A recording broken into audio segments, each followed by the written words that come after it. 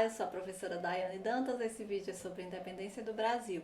Então eu peço já que, se você não é inscrito no canal, se inscreva, clique aí já em curtir para ajudar na divulgação do vídeo e do canal também.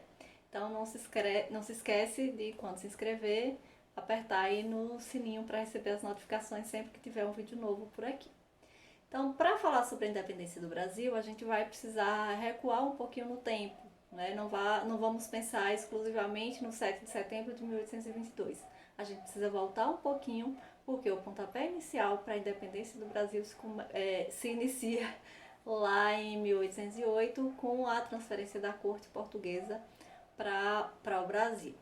Então, em 1808, a corte portuguesa ela chega no Brasil, escoltada pelos ingleses, influenciada pelo chamado bloqueio continental, que foi dado por Napoleão Bonaparte. Lá, os portugueses desrespeitaram esse bloqueio e foram escoltados pelos ingleses, vieram parar aqui no Brasil. Então, a partir desse momento, aquela organização colonial que prevaleceu desde o início da colonização, ela sofreu alguns abalos significativos. Então, o primeiro desses abalos mais fortes foi a abertura dos portos às nações amigas de Portugal, que claramente beneficiaria a Inglaterra, que se tornaria, né, uma importante fornecedora de mercadorias para o território brasileiro. Então, além da abertura dos portos, em 1810 também foram assinados alguns tratados, né, de comércio entre Portugal e Inglaterra, que claramente beneficiariam a Inglaterra nesse processo, já que os ingleses eles pagariam menos impostos do que o que era usual na época, e com isso facilitaria a transferência dessas mercadorias, né? Facilitaria que eles, de certa forma, compensassem mercados que foram perdidos na Europa, né, que passaram a ser dominados por Napoleão Bonaparte, e o Brasil se tornaria então um espaço que acolheria essas mercadorias inglesas. Para vocês terem uma ideia, né, do benefício que foi dado aos ingleses, eles passaram a pagar menos impostos até mesmo do que os portugueses para mandar suas mercadorias para serem vendidas no território brasileiro, né?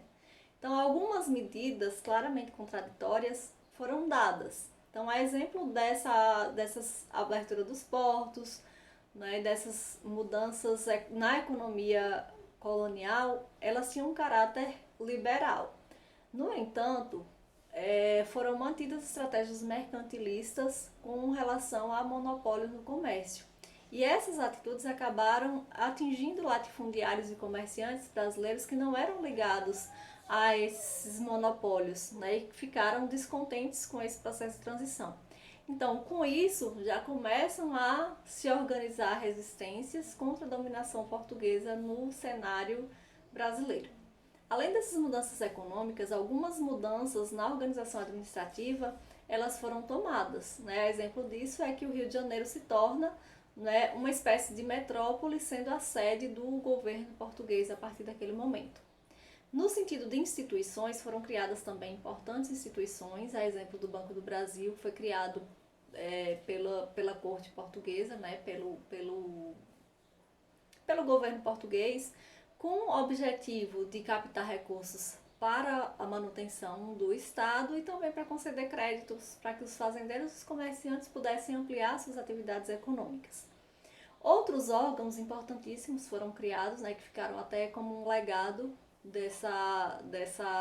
desse governo português aqui no Brasil, que foi a Biblioteca Real, o Museu Nacional, o Jardim Botânico, a Academia Militar, além da Escola de Medicina e também da imprensa régia. Então, alguns avanços no sentido da cultura, né, brasileira foram dados, né? Vale ressaltar que esses benefícios eles ficavam muito voltados e concentrados às elites e coloniais e à corte portuguesa, ou seja, não beneficiaram consideravelmente a sociedade brasileira como um todo, mas de qualquer forma a gente precisa considerar que são avanços interessantes aí nesse contexto pós-vinda da família real portuguesa para o Brasil.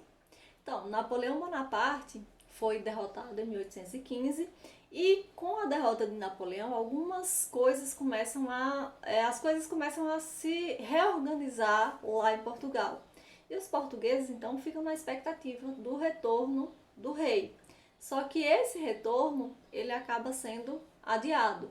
E no mesmo ano de 1815, quando Napoleão foi derrotado, o Brasil se tornou Reino Unido a Portugal, né? Ou seja, houve uma mudança no status, né? Deixou de ser necessariamente uma colônia e se torna o Reino Unido. Né? Em Portugal, como uma resposta, né, por essa demora do retorno do rei para ocupar o seu cargo e para que Portugal voltasse a ter aquele mesmo brilho de metrópole anterior, né, eles organizaram a chamada Revolução Liberal do Porto, em 1820, e essa revolução ela foi responsável por derrubar o sistema absolutista em Portugal. Né? Para o Brasil, restou pouca representatividade junto a essas cortes portuguesas e, a partir desse momento, ficou claro a intenção de recolonizar o Brasil por parte das cortes portuguesas. Né? Todos esses aspectos, de certa forma, influenciaram para que o processo de ruptura viesse a se organizar nos próximos anos, aí, nos anos que se seguiram. Então, no território brasileiro, havia, né, a organização de grupos políticos, né, a gente denomina de partidos políticos, mas não são partidos configurados como a gente tem hoje os partidos políticos. A gente pode pensar como sendo proto-partidos, né, a partir deles viriam a se organizar posteriormente partidos políticos. Mas eles eram o Partido Português, que era formado por portugueses, majoritariamente, né, e também por brasileiros que eram contrários à independência.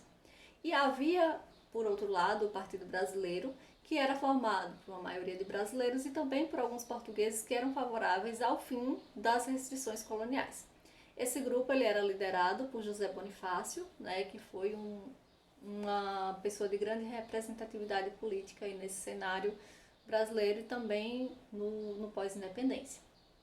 Havia ainda um grupo pequeno, né, relativamente pequeno, denominado de radicais, que era formado por alguns integrantes das camadas médias, e ele defendia que a independência ocorresse com garantia de liberdades individuais. Então era um grupo mais para frente, né, menos conservador, e que tentava, né, que apresentava uma proposta mais inclusiva, e talvez até por essas condições ele era um grupo bem minoritário. Né? Em 1821, Dom João VI jurou obedecer à nova Constituição, só que pouco tempo depois ele acaba voltando a Portugal e deixa Dom Pedro no Brasil. Antes de ir para Portugal, ele teria orientado Dom Pedro para, caso houvesse alguma ameaça das camadas populares tomarem o poder a partir de uma revolução, que ele se posicionasse e se antecipasse tomando o trono. Ou seja, ele já foi orientado, né, a garantir, de certa forma, a manutenção, a posse do poder no território brasileiro por Dom João, antes que ele retornasse a Portugal. Né? Então, dessa forma, as elites acabaram apoiando, né, essa transição tranquila com Dom Pedro à frente do governo.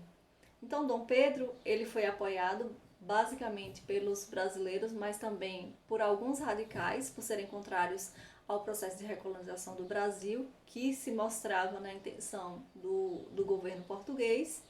O governo português tentando, né, exercer maior poder sobre o território brasileiro, exige o retorno de Dom Pedro a Portugal, ele desobedece essa determinação e permanece no Brasil. E, além disso, ele determina que os decretos das cortes portuguesas só passariam a valer no Brasil depois que ele autorizasse essa validade. Então, dessa forma, a ruptura ela vai se tornando cada vez mais configurada e, após um ultimato das cortes portuguesas exigindo o retorno de Dom Pedro a Portugal, ele acaba, né, em meio a uma viagem que ele estava fazendo para São Paulo, né, às margens do famoso Riacho do Ipiranga, ele teria dado o famoso grito da independência ou morte. E a partir desse momento, né, iniciaria-se um processo de independência do Brasil com resistência por parte dos portugueses. Resistência essa que perdurou na Bahia até o 2 de julho de 1823, e que tem uma forte influência sobre a história da Bahia, né? Um forte peso na cultura de nós baianos, né, especialmente falando. Então, era basicamente isso que eu queria trazer para o vídeo não ficar muito longo. Se vocês quiserem que eu faça um vídeo sobre a independência da Bahia, deixa nos comentários aqui embaixo, né, que se vocês quiserem eu posso fazer um vídeo sobre a independência da Bahia. Então, mais uma vez eu peço que vocês não esqueçam de curtir o vídeo e se inscrever no canal e clicar no sininho lá para ativar as notificações e receber os próximos vídeos. É isso, bons estudos e até o próximo vídeo. Tchau!